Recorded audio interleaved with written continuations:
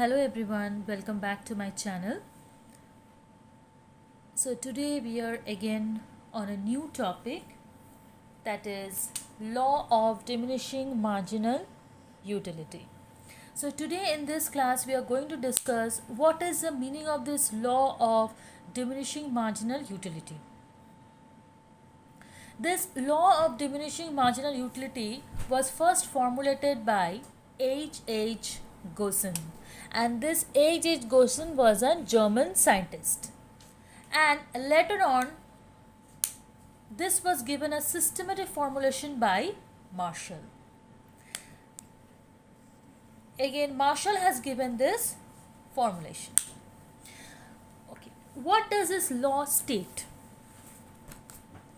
The law states that as the amount of commodity consumed increases, okay, this law of diminishing marginal utility states that as the amount of commodity consumed increases, the other things being equal, the utility derived from the additional unit, it will goes on decreasing.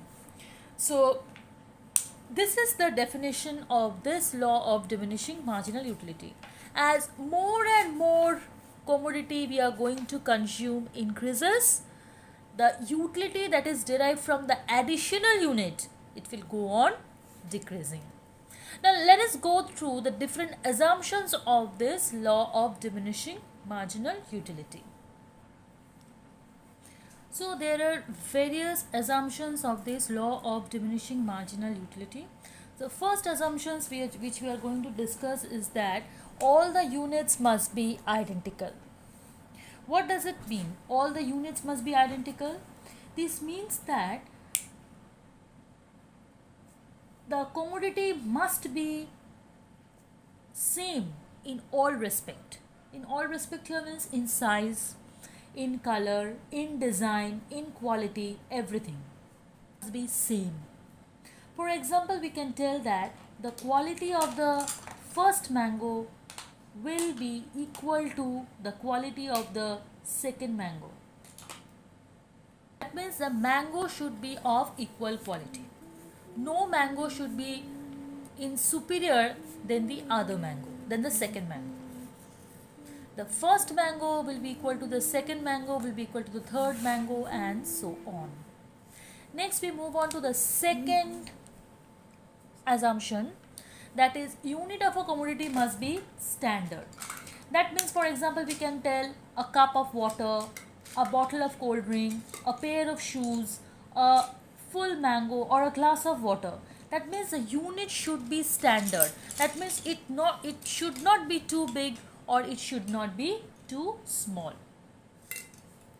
Next we move on to the third assumption, that no change in the taste and preferences during the process of consumption. That means during the process of consumption, the consumer taste have to remain same during the period of consumption. Suddenly the consumer taste cannot be changed. Okay, the consumer taste, if the consumer taste changes, then what will happen? The marginal utility of the additional unit may rise. Then this law of diminishing marginal utility may not operate. Next assumptions is that there should be continuity in the consumption. There should be continuity in the consumption. Okay. In other words, what we can say that units must be consumed continuously. Units must be consumed continuously. What that means? That means this consumption pattern should be continuous. Now, if there is a break in the consumption pattern, then what will happen?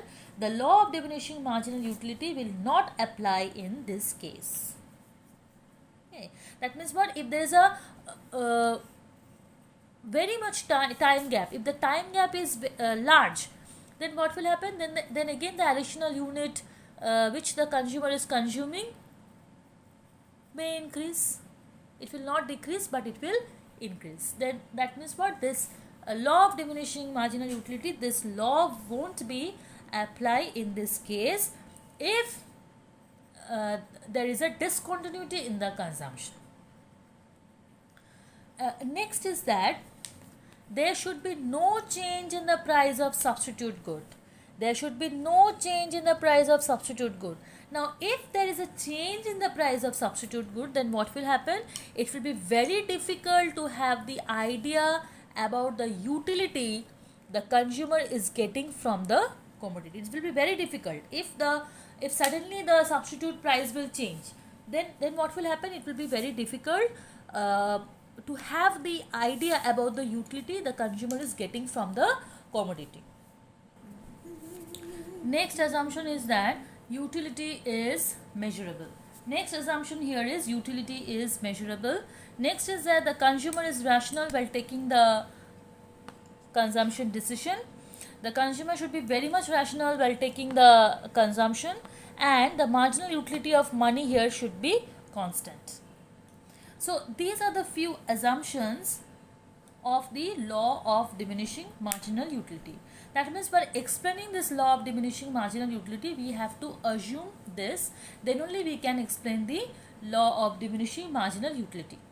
So there are various cases where this law of diminishing marginal utility operate.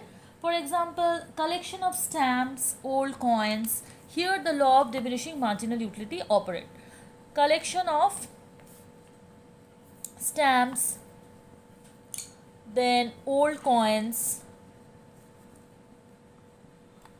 then paintings, old paintings, books. So in these cases, what we can tell that diminishing marginal utility, this law of diminishing marginal utility operates. That means what?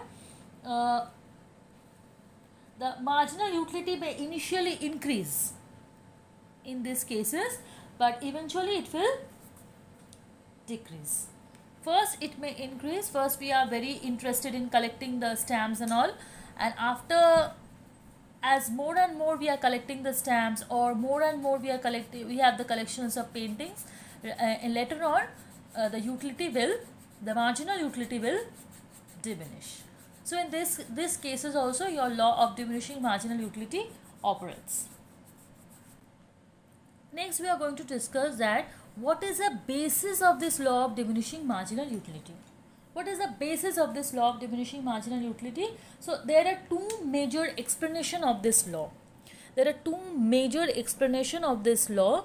So we are going to discuss one by one. There are two major explanations. So the first what we can explain is that, so the two major explanation of this law is that we are going to discuss one by one. First we can see that as more and more quantity of the commodity we consume, the intensity of our desire decreases. As more we consume, more commodity we are consuming, the intensity of our desire, what happen? It will decrease. That means what? When you are hungry, the first mango which you are going to eat, that will give you a high satisfaction. That will give you a very much utility, more satisfaction you will get from consuming the first mango. Then the intensity, and after consuming the first mango, your intensity of the hunger will reduce a bit. Then what will happen? The second mango will give you a less satisfaction. After eating the second mango, then your intensity of a hunger will reduce again more. Then when you are consuming the third mango, it will give you less utility than the first and second, then the fourth, then fifth, like this. And after a certain time, you won't like to consume any mango. So it proves that your marginal utility, that means the additional unit which you are consuming, this will lead to that means your marginal utility will go on diminishing as more and more utility, as more and more quantity you are consuming, your intensity of the desire decreases. Okay, and the second one is that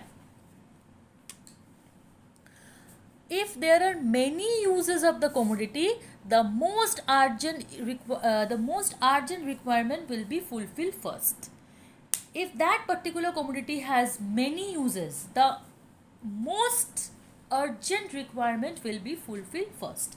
For example, is that when the electricity is more available, that means what? We can use it for less important use also, like cooking purposes.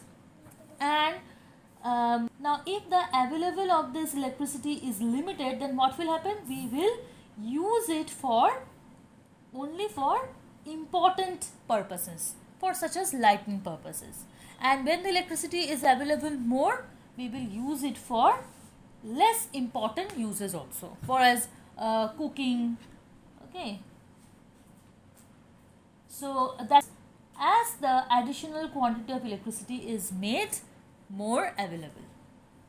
So this much for today's class. In the next class we are going to discuss something more new about the topics, about the subject. So to our channel so that whenever we upload a video, you will get the instant notification, and hope the videos will be benefited. Thanks for watching.